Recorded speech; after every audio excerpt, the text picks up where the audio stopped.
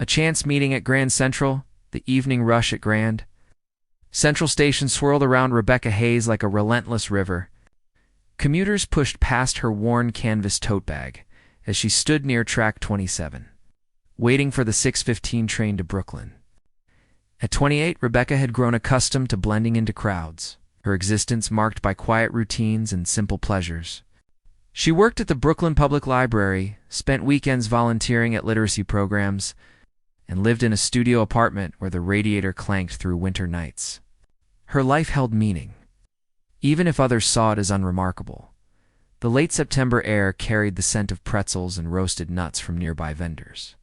Rebecca adjusted the strap of her bag, filled with books she planned to catalog over the weekend. Her brown hair was pulled into a practical ponytail, and her cardigan showed signs of frequent washing. She checked her phone for the third time, confirming her train would arrive in 10 minutes. All she wanted was to get home, make tea, and lose herself in a novel. Then she heard the laugh. That specific arrogant laugh that had once made her heart skip, but now made her stomach drop. The humiliation begins. Derek Palmer strutted through the station concourse like he owned it, his designer suit catching the light from the vaulted windows above. Beside him walked Tiffany Ross, a woman whose family name appeared on hospital wings and museum plaques. Her dress probably cost more than Rebecca's monthly rent. They were heading directly toward her. Rebecca's first instinct was to hide behind a pillar, but Derek had already seen her. His expression shifted from surprise to something crueler, a predatory gleam that Rebecca remembered from their worst arguments. He changed direction, pulling Tiffany along as he approached. "Rebecca Hayes," Derek said, his voice carrying across the noise of the station.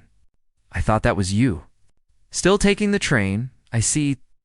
Rebecca forced a smile, trying to appear unaffected. "Hello, Derek. Trains are efficient." Tiffany looked Rebecca up and down with barely concealed amusement. Her manicured nails drummed against the designer handbag hanging from her elbow. Derek's smirk widened as he took in Rebecca's simple outfit, the scuffed shoes, the tote bag with a broken zipper. "Efficient," Derek repeated as if the word itself was hilarious. "That's one way to describe your life, I guess. Still working at that library? Still living in that shoebox in Brooklyn?" Heat rushed to Rebecca's cheeks. Nearby travelers slowed their pace, sensing drama. Derek had always known how to find her vulnerabilities and twist them. During their 3 years together, she had shared her dreams of building community programs, of making literacy accessible to everyone. He had listened with what she thought was support, but after they broke up, he had mocked those same dreams as naive fantasies. "I like my work," Rebecca said quietly, hating how small her voice sounded.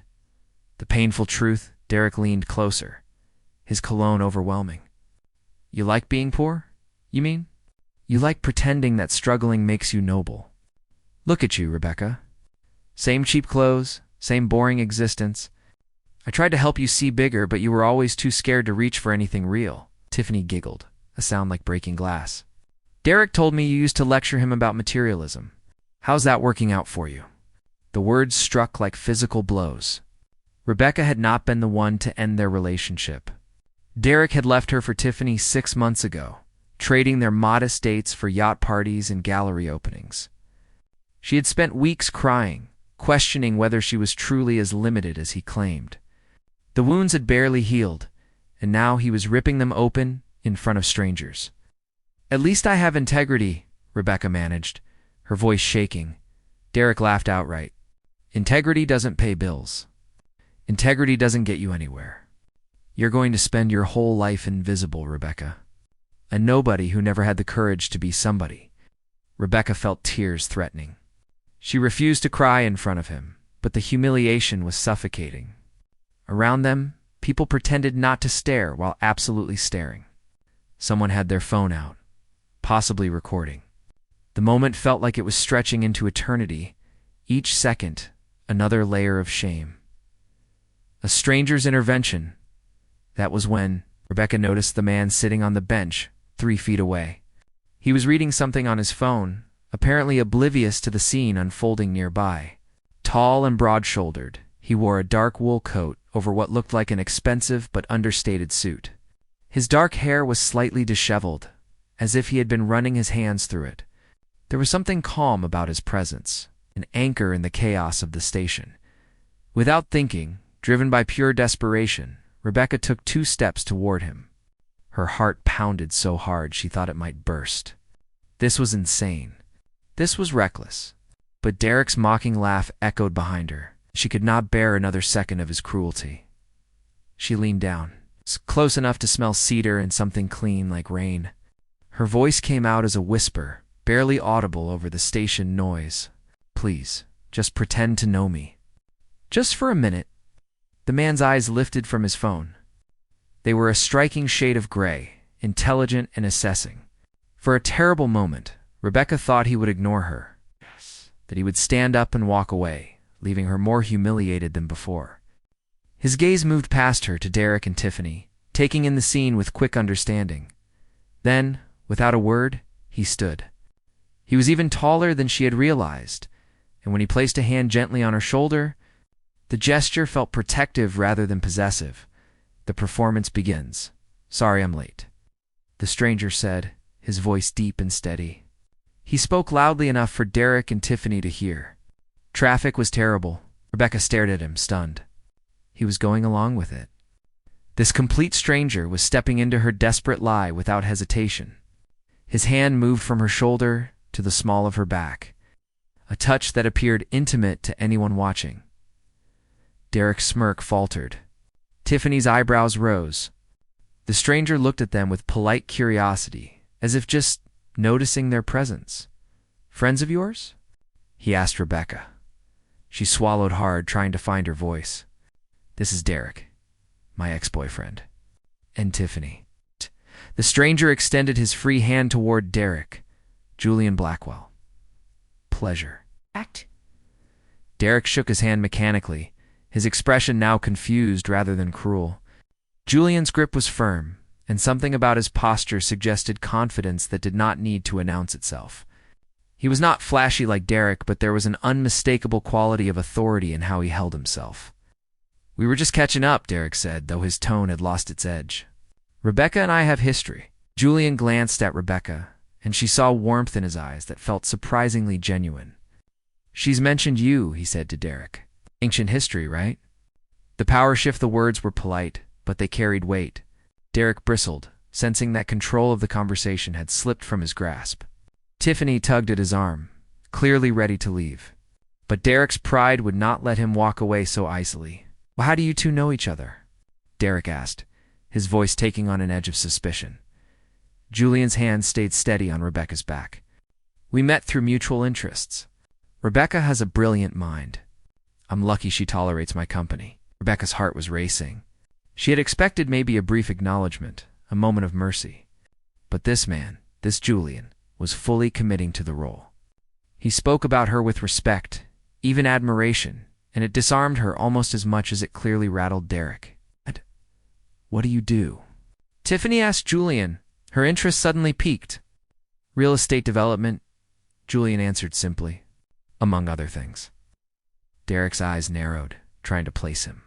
There was something about Julian that suggested wealth, but not the flashy kind Derek preferred. It was in the quality of his coat, the subtle watch on his wrist. The way he stood, as if the chaos of Grand Central Station was merely background noise he could tune out at will. The announcement for Rebecca's train echoed through the station. She realized she needed to escape before this situation spiraled further. Julian must have sensed her panic because he gently guided her toward the platform. "We should catch your train," he said. Then, to Derek and Tiffany, "Good to meet you both." Escape and uncertainty as they walked away. Rebecca could feel Derek's stare burning into her back. She and Julian moved through the crowd, his hands still resting lightly on her back as if they had done this 100 times before. When they reached the platform, away from Derek's view, Julian dropped his hand and stepped back, giving her space. "Thank you," Rebecca breathed, her whole body trembling. "I'm so sorry. That was crazy. I shouldn't have." Julian studied her for a moment, his gray eyes thoughtful. "He was cruel to you." "He's my ex," she said, as if that explained everything. "I didn't expect to see him, and I couldn't take it anymore. You don't need to explain. Julian's voice was kind, not judgmental. Sometimes we need someone to stand beside us. The train pulled into the station, brakes squealing. Rebecca looked at it, then back at Julian. She wanted to ask who he really was, why he had helped her, but the words tangled in her throat. He had given her a moment of dignity when she desperately needed it, and that felt like more than she deserved. I should go, she said. Julian nodded. Take care of yourself, Rebecca Hayes. She boarded the train, finding a seat by the window. As it pulled away from the platform, she looked back and saw Julian still standing there, hands in his pockets, watching the train depart. Something about the image stuck with her. This stranger who had stepped into her nightmare and transformed it, if only for a few minutes. Rebecca pressed her forehead against the cool glass, her mind replaying every moment. She had asked a complete stranger for help, and he had given it without question. Now Derek would go home wondering who Julian Blackwell was, and for the first time in months, Rebecca felt like she had taken back a tiny piece of power. She did not know then that those few minutes at Grand Central Station would change everything. That Julian Blackwell was not just a kind stranger, but someone whose influence touched corners of the city she could not imagine. That Derek would not let this go, and that the simple act of asking for help would pull her into a world far beyond her quiet library and Brooklyn apartment, for now.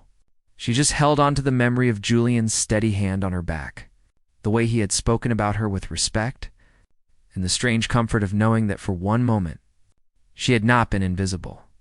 The train carried her home through the darkness, and Rebecca Hayes allowed herself to hope that maybe, just maybe, she was stronger than Derek had ever given her credit for. The morning after Rebecca spoke to her phone buzzing relentlessly on the nightstand. Sunlight streamed through the thin curtains of her studio apartment, and for a moment, she forgot about the previous evening. Then she reached for her phone and saw 43 notifications. Her hands shook as she scrolled through messages from friends, former classmates, even her cousin in Seattle. They all contained links to the same thing, a video posted on social media. Someone at Grand Central Station had filmed the encounter with Derek, capturing the moment Julian appeared, and transformed the humiliating scene into something else entirely. The caption read, "Mystery man shuts down arrogant ex-boyfriend. Who is he?" Rebecca's stomach dropped. The video had already been viewed over 200,000 times. Comments flooded beneath it, some supportive, others speculative. Several people claimed to recognize Julian, though their guesses ranged wildly from tech entrepreneur to foreign diplomat. One comment made her heart stop. "That's Julian Blackwell. Google him." With trembling fingers, Rebecca typed the name into her search browser. The results loaded, and her breath caught. The truth revealed Julian Blackwell was not just wealthy. He was one of the most powerful real estate developers on the East Coast, owning significant portions of Manhattan's commercial and residential properties. His company, Blackwell Holdings, had transformed entire neighborhoods, built iconic skyscrapers, and invested in sustainable urban development projects that had earned international recognition. But what struck Rebecca most was how rarely he appeared in public. Unlike other billionaires who courted media attention, Julian maintained an intensely private life. The few photos of him online were from business conferences or charity events, and he never gave interviews. Articles described him as brilliant, but reclusive, a man who let his work speak for itself. Rebecca sat on her bed, stunned. The stranger who had helped her was not just kind.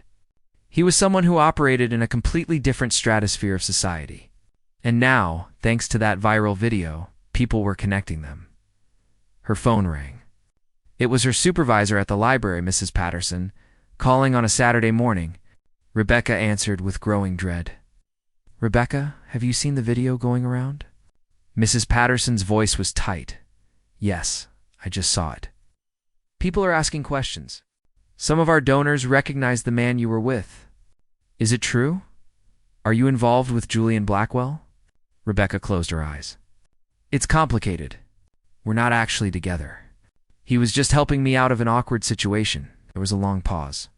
"Rebecca, I need you to understand something.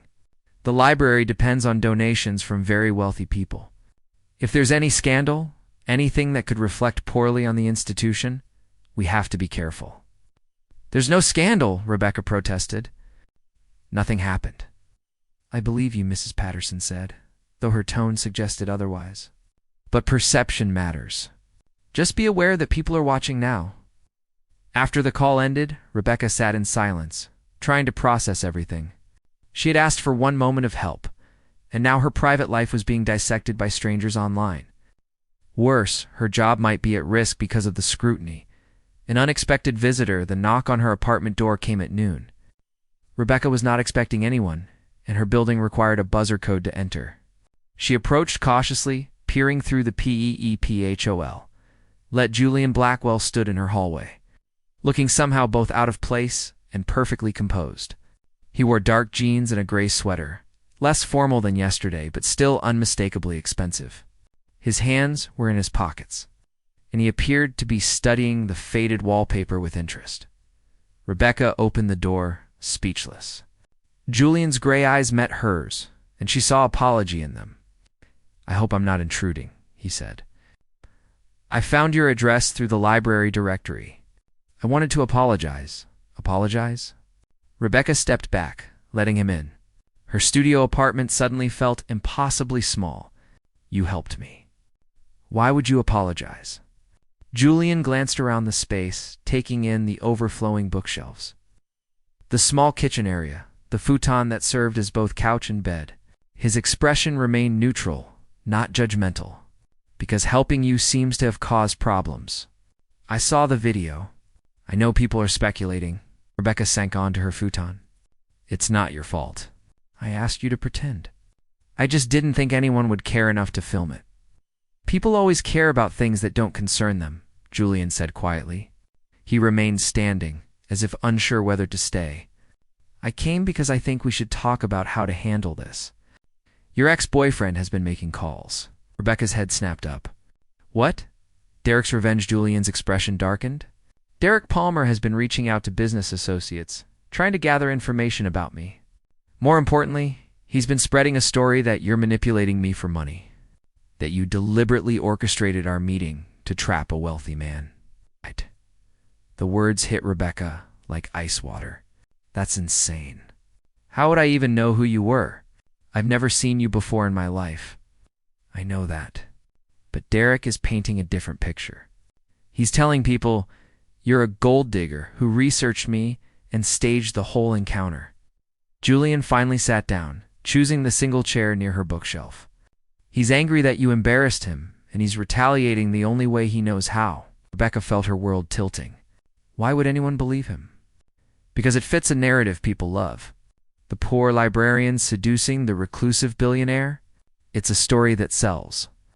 Julian's voice was matter-of-fact, but she heard the frustration beneath it. I've dealt with these situations before. People make assumptions about wealth, about relationships.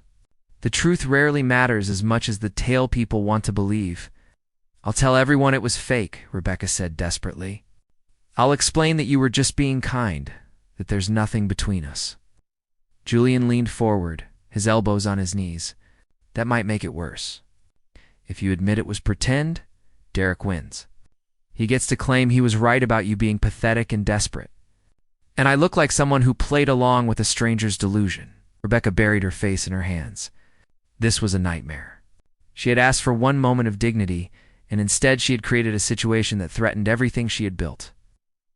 There's another option, Julian said softly. She looked up at him, confused. What option? The proposal, we continue the pretense, Julian said. Not forever. Just long enough to control the narrative and make Derek look foolish instead of victorious. Rebecca stared at him, certain she had misheard. You want to fake a relationship? Why would you do that? Julian stood and walked to her bookshelf, examining the titles. She had everything from classic literature to contemporary poetry, books on education, theory, and community development. His finger traced the spine of a worn copy of To Kill a Mockingbird. I told you yesterday that I know what it's like to be mocked by someone who claimed to care, he said, not looking at her. 5 years ago, I was engaged to a woman named Vanessa. She seemed to love me, or at least that's what I believed. Then I discovered she had been leaking confidential business information to a competitor. When I confronted her, she told me she never loved me. I was just a means to an end. Rebecca's heart ached at the pain in his voice. I'm sorry. The point is, I understand betrayal. I understand how it feels to have someone twist your trust into a weapon. Julian turned to face her. Derek is trying to destroy your reputation because you dared to stand up to him. I can help you fight back. But you barely know me, Rebecca protested. Why would you risk your reputation for mine? Julian smiled slightly. Maybe because I'm tired of hiding. Maybe because I saw something in you yesterday that reminded me of why I started building things in the first place. You work with literacy programs, Rebecca. You spend your free time teaching people to read. That's real value, not just profit margins. The agreement Rebecca's mind spun with possibilities and dangers. If she agreed, she would be stepping into Julian's world, a world of wealth and scrutiny that terrified her. But if she refused, Derek would continue spreading lies, and she would be powerless to stop him. What would this involve? She asked carefully. Few public appearances together. Dinner at restaurants where we'll be seen? Maybe attending a charity gala I'm supposed to go to next weekend? We present ourselves as a real couple for a month, maybe two. Long enough for the story to get boring, for people to move on to the next scandal. Julian sat back down, his expression serious. But we do it on your terms. No pressure, no expectations beyond the public facade. And when it's over, we part ways as friends. And Derek. Derek will be forced to watch you thriving instead of drowning. The best revenge is living well. Rebecca stood and walked to her window, looking down at the street below. Her Brooklyn neighborhood was nothing like the Manhattan world Julian inhabited. People here knew struggle and resilience. They built communities out of shared hardship. Was she betraying those values by accepting help from a billionaire? But then she thought about Derek's smug face, about Tiffany's mocking laughter, about losing her job because of vicious rumors.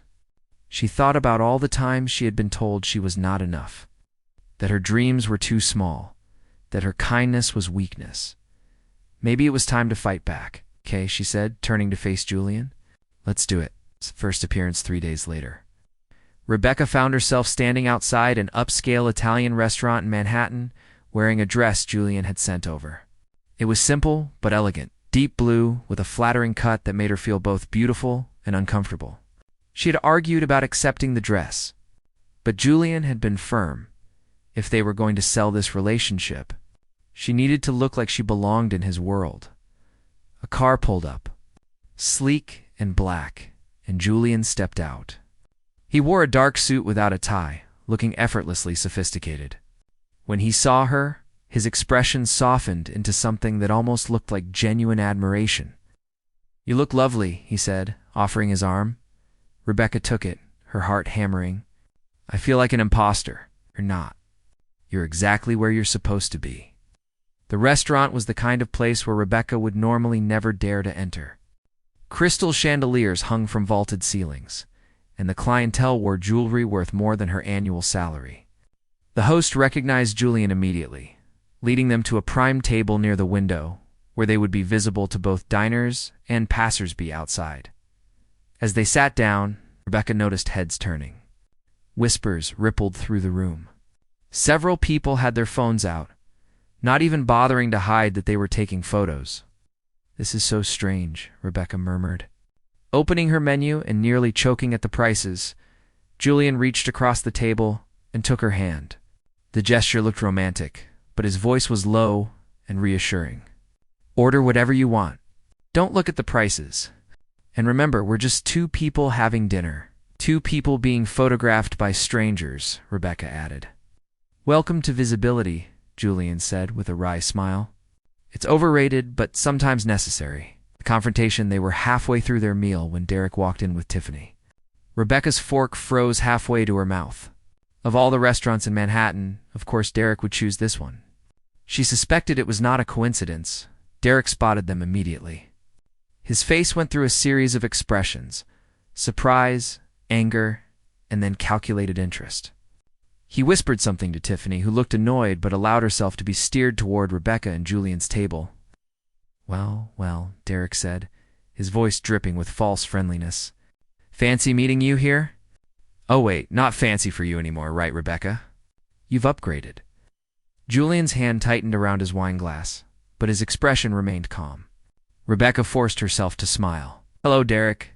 Tiffany, enjoying your evening?" Tiffany's eyes swept over Rebecca's dress, clearly trying to calculate its worth. "That's a beautiful dress. It must have cost a fortune." Implication was clear.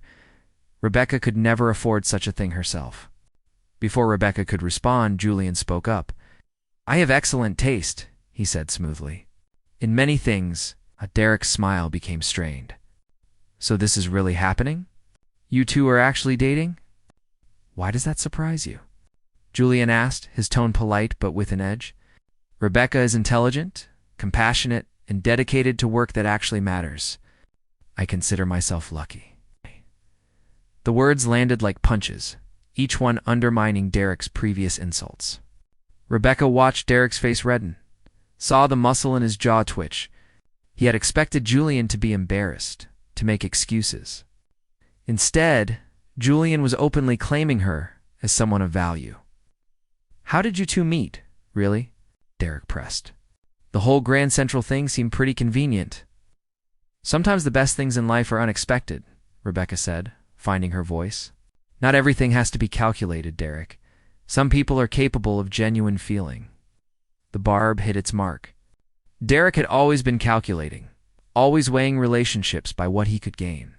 Tiffany shifted uncomfortably beside him, clearly sensing the tension. "We should go," Tiffany said, tugging at Derek's sleeve. "Our table is ready." But Derek was not finished. "Just be careful, Blackwell. Rebecca has a habit of playing the victim. Don't let her manipulate you into thinking she's something she's not." Julian stood up slowly, his height and presence suddenly dominating the space. His voice remained quiet, but there was steel in it. "I think you should leave now." The restaurant had gone silent. Everyone was watching. Derek looked around, realized he was outmatched, and forced a brittle laugh. "Just trying to help," he said, raising his hands in mock surrender. "Come on, Tiffany." As they walked away, Rebecca released a breath she had not realized she was holding. Julian sat back down, his expression returning to calm, though she could see the anger still simmering beneath the surface. "I'm sorry," she whispered. "He's worse than I remembered. He's threatened," Julian said. "By you?" "By the fact that you're not crumbling under his cruelty anymore." Rebecca looked at him across the candlelit table. God, this man who was defending her for reasons she still did not fully understand. Something shifted in her chest, a dangerous warmth that had nothing to do with pretense. "Thank you," she said, "for all of this." Julian's gray eyes held hers. "It's not entirely selfless. I'm enjoying myself." The admission hung between them, loaded with implications neither of them was ready to explore. Around them, the restaurant buzzed back to life. But Rebecca felt as if they were in a bubble separate from everyone else. The gala the following weekend arrived too quickly. The charity gala Julian had mentioned was being held at a historic mansion in Manhattan, benefiting children's literacy programs. When Julian told her the cause, Rebecca had almost cried. Of all the charities, it had to be the one closest to her heart. A stylist came to her apartment the afternoon of the gala, bringing a gown that took Rebecca's breath away. It was emerald green, elegant without being ostentatious, and fit her perfectly. The stylist did her hair and makeup, transforming her into someone Rebecca barely recognized in the mirror. When Julian arrived to pick her up, he stopped in the doorway and stared. For a moment, his carefully maintained composure slipped, and she saw genuine wonder in his eyes. "Rebecca," he said softly, "you're stunning." She felt her cheeks flush. "It's just the dress and makeup." "It's you," Julian corrected. "The dress is just lucky to be on you." The gala was unlike anything Rebecca had ever experienced. The mansion glittered with lights, and guests arrived in designer gowns and tuxedos. Champagne flowed, a string quartet played, and everywhere she looked were people whose names she recognized from newspapers and magazines. Julian kept her close, his hand on the small of her back as he introduced her to various people. He did not introduce her as his girlfriend, but the implication was clear. People were curious, polite, and sometimes barely concealing their judgment. Who is she? Rebecca overheard one woman whisper to another. A librarian, apparently. Can you imagine? The words stung, but Julian's steady presence kept her grounded. He guided her through conversations about real estate development and urban planning. But whenever someone asked about literacy programs, he deferred to Rebecca.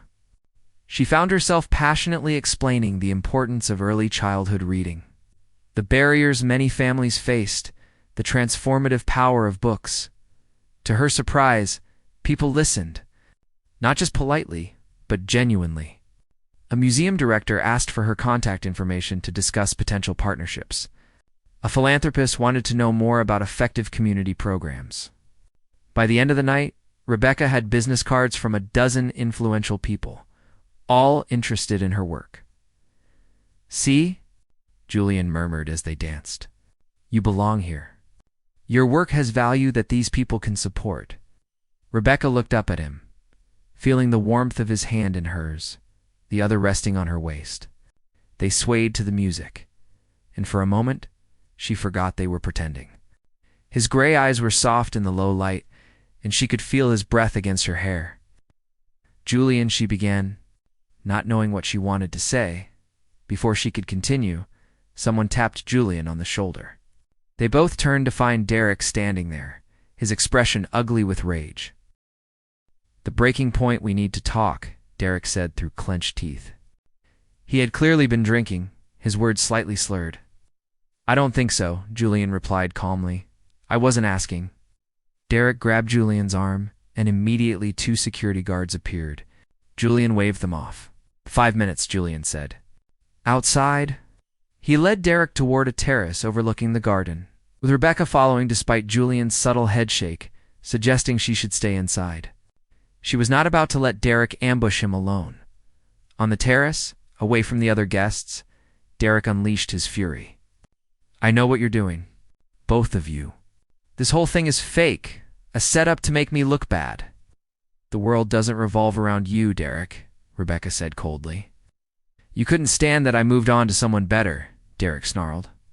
"So you found yourself a rich puppet to play boyfriend." Julian stepped between them. "You need to leave now, or what?" Derek challenged. "You'll throw money at the problem? That's all people like you know how to do." "Well, money won't fix this. I've been doing research, Blackwell. I know about the shady deals, the properties you acquired through questionable means. What would your pristine reputation look like if that information went public?" Rebecca's blood ran cold. Julian's expression did not change, but she felt him tense. "You're threatening me?" Julian asked quietly. "I'm telling you to back off. Admit this relationship is fake, dump Rebecca publicly, and I'll keep quiet about what I found." The silence stretched. Rebecca wanted to tell Julian it was okay, that he should save himself, that she was not worth risking his career. But before she could speak, Julian laughed. It was a genuine, amused laugh that clearly caught Derek off guard. "You really think you have leverage?" Julianne asked. "You found some old allegations that were investigated and dismissed years ago. Business rivals trying to tear me down? And you think that's enough to scare me?" Derek's confidence wavered. "People will believe it. Mud sticks." "Then throw your mud," Julian said. "But know this, I have lawyers who specialize in defamation. I have investigators who are very good at uncovering the truth. And I have something you'll never have, Derek. I have integrity." He turned to Rebecca, his expression softening. "Let's go. This conversation is over." As they walked away, Derek shouted after them. "She's using you. Can't you see that? She's just a nobody looking for a meal ticket." Julian stopped and turned back one last time. When he spoke, his voice carried across the terrace with absolute authority. "Rebecca Hayes is worth 10 of you. She builds people up instead of tearing them down. She gives instead of taking. And if you ever speak about her like that again, you'll discover exactly how unpleasant I can be when someone threatens people I care about." The words echoed in the night air. Rebecca's heart hammered as Julian took her hand and led her back inside. Behind them, Derek stood frozen, finally understanding that he had lost. Inside the ballroom, whispers followed them, but Julian ignored them all. He guided Rebecca to a quiet corner and finally released her hand. "I meant what I said," he told her, his gray eyes intense. Every word. Rebecca's throat tightened. "Julian, you don't have to protect me from him. This was supposed to be pretend, just a performance." "I know what it was supposed to be," Julian said softly.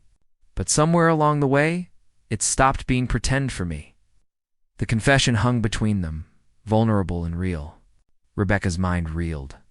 This powerful, careful man who guarded his privacy so fiercely was opening himself up to her, risking the very thing he had built walls to protect.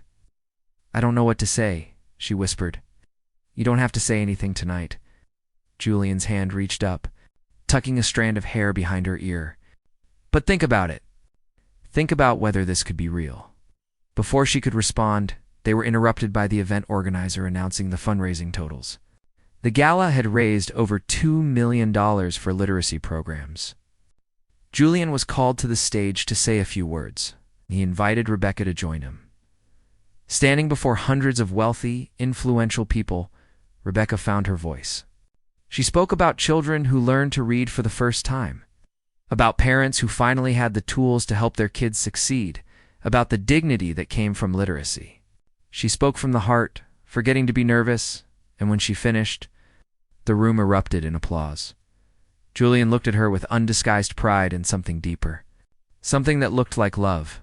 As they left the gala that night, photographers snapped pictures of them together. The images would appear in society pages and gossip blogs, fuel for more speculation. But Rebecca barely noticed. She was too busy thinking about Julian's words, about the warmth of his hand in hers, about the terrifying possibility that this fake relationship had become the most real thing in her life. The morning. Everything changed.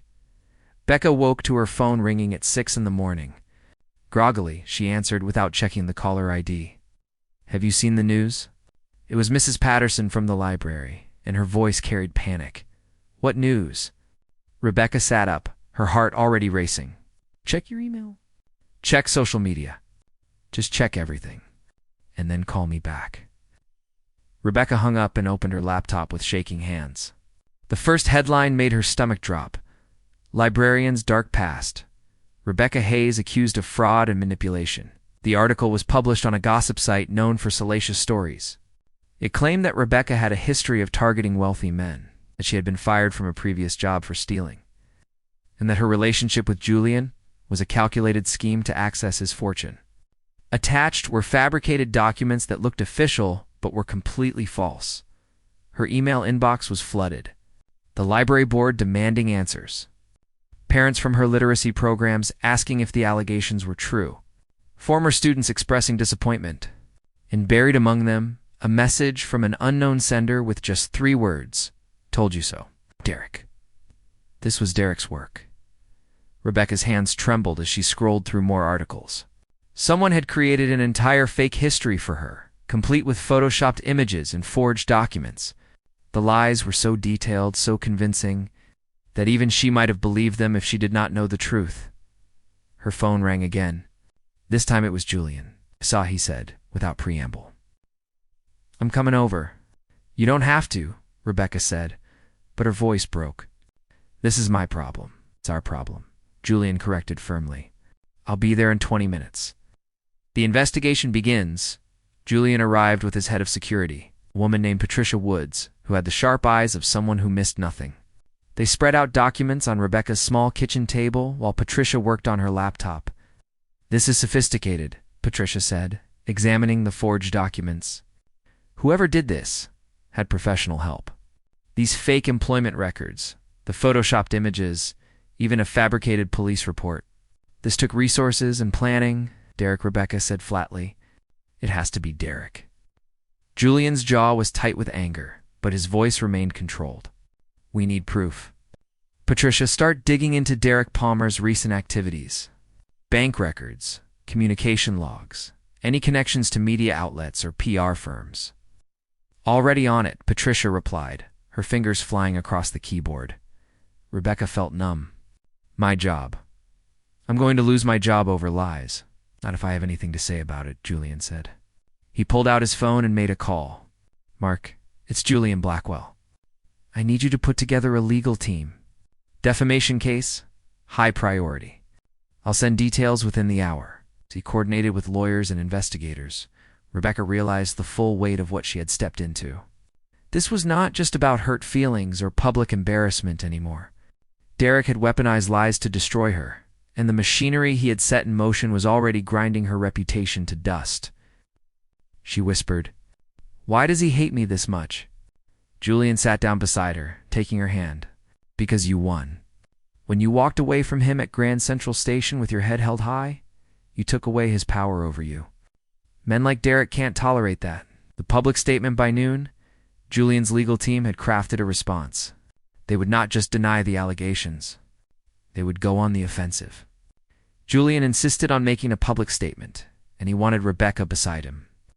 "I can't," Rebecca protested. "I'll just make it worse. People will think I'm hiding behind you. People will think whatever they want regardless," Julian said gently. "But if you stand up and face this, you take away Derek's ability to paint you as a coward or a schemer. You show the world exactly who you are." They held a press conference outside Blackwell Holdings headquarters. Reporters crowded the steps, cameras flashing as Julian approached the microphone with Rebecca beside him. Her legs felt like water, but Julian's hand on her back kept her steady. "I'm here to address the false allegations made against Rebecca Hayes," Julian began, his voice carrying authority that silenced the murmuring crowd. "These claims are not just inaccurate, they are malicious fabrications designed to harm an innocent woman. My legal team has already identified several fraud documents, and we are pursuing legal action against those responsible." A reporter shouted a question. "Is it true you're funding her defense because you're romantically involved?" Julian did not hesitate. "I'm funding her defense because it's the right thing to do. But yes, I am romantically involved with Rebecca, and I'm proud to be. She is one of the most principled, dedicated people I have ever met. She works tirelessly to promote literacy in underserved communities. The idea that she would manipulate anyone for personal gain is absurd to anyone who actually knows her," another reporter called out. "Rebecca, why would someone make these accusations?" Rebecca stepped forward, her voice shaking at first, but growing stronger. "Because I refuse to stay small and defeated. My ex-boyfriend, Derek Palmer, Agaska, has been spreading lies about me since the moment I showed him I was moving forward with my life. These accusations are his attempt to punish me for not accepting his cruelty." "Are you accusing Derek Palmer of fabricating evidence?" a reporter asked eagerly. "I'm saying that my legal team will uncover the truth, and that truth will speak for itself," Rebecca replied. Julian added, "We have already filed defamation lawsuits against the original publishers of these false stories. We will pursue this to the fullest extent of the law." Derek's empire crumbles. While Julian's lawyers worked, Patricia's investigation bore fruit. She discovered that Derek had hired a disgraced PR consultant known for creating smear campaigns. Bank records showed payments to various tabloid sources. Emails revealed Derek's explicit instructions to bury her. But Patricia found something even more damaging. In his obsession with destroying Rebecca, Derek had made mistakes. He had used company funds from the hotel business owned by Tiffany's father. He had falsified expense reports to cover the payments. And when Tiffany's father discovered what Derek had been doing with company money, he was furious. The fallout was swift. Tiffany's father publicly severed all business ties with Derek and announced that his daughter had ended their relationship. Derek's reputation in business circles evaporated overnight. Companies that had been eager to work with him suddenly distanced themselves. But Derek, cornered and desperate, made one final play. The confrontation, he showed up at the library where Rebecca worked, pushing past the front desk and cornering her in the children's section. Rebecca was shelving books when she heard his voice. "This is your fault," Derek snarled. "Everything I've lost is because of you." Rebecca turned to face him, her heart pounding, but her voice steady. "No, Derek. Everything you've lost is because of you. You did this to yourself. I loved you." Derek shouted, causing patrons to look up in alarm. "I gave you everything, and you threw it away for what? For him?" "You never loved me," Rebecca said quietly. You loved the idea of someone you could control. And when I stopped playing that role, you couldn't handle it." Derek's face contorted with rage. He stepped closer, and Rebecca instinctively backed up against the bookshelf. Before he could reach her, Julian appeared, moving with surprising speed. He positioned himself between Rebecca and Derek, his presence filling the space. "Touch her, and I will make sure you regret it for the rest of your life," Julian said, his voice dangerously calm. Derek looked at Julian, then at Rebecca, and something in him finally broke. His shoulders sagged. "I just wanted you to hurt the way I hurt." "That's not love, Derek," Rebecca said. "That's just cruelty." Security guards arrived, called by the front desk. They escorted Derek from the building while he shouted incoherent accusations. Rebecca watched him go, feeling not triumph but sadness. This man she had once cared for had destroyed himself with hatred. Julian turned to her, checking to make sure she was okay. "Are you hurt?" "No," Rebecca said. "I'm just tired." So tired of all of this. The truth emerges 3 days later. An investigative journalist named Carmen Rodriguez published a comprehensive expose. She had been independently investigating Derek's activities and had uncovered not just the smear campaign against Rebecca, but a pattern of manipulative behavior going back years. The article detailed how Derek had sabotaged previous girlfriends when they tried to leave him, how he had used his connections to damage their careers and reputations.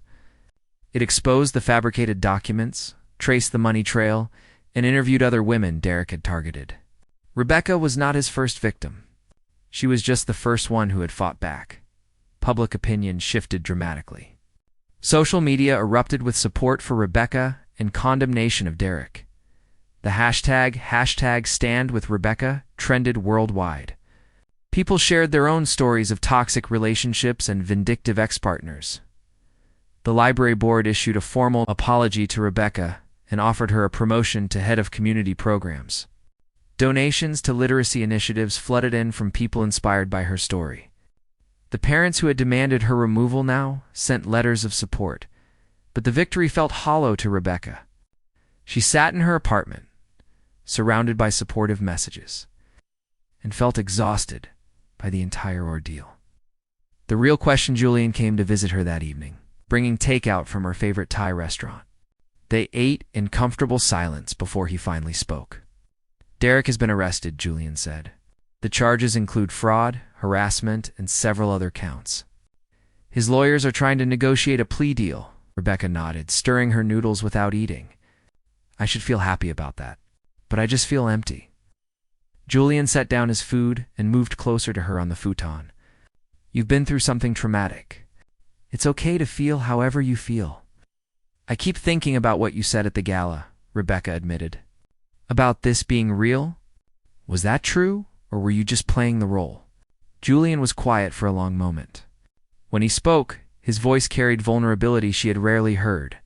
"It started as playing a role. But somewhere between Grand Central Station and now, I stopped pretending. Rebecca, you walked into my life by accident and reminded me why I built my company in the first place. Not for profit, but to create something meaningful. You see the world as a place worth improving, and that's rare." "I'm scared," Rebecca confessed. "Our worlds are so different. What if I can't keep up? What if I'm really not enough?" Julian took her hand, his gray eyes intense. "You are enough. You've always been enough. Derek tried to convince you otherwise because he was terrified of your strength. But I see you, Rebecca, the real you. And that's who I want." Tears spilled down Rebecca's cheeks. "I see you too. Not the billionaire, not the reputation.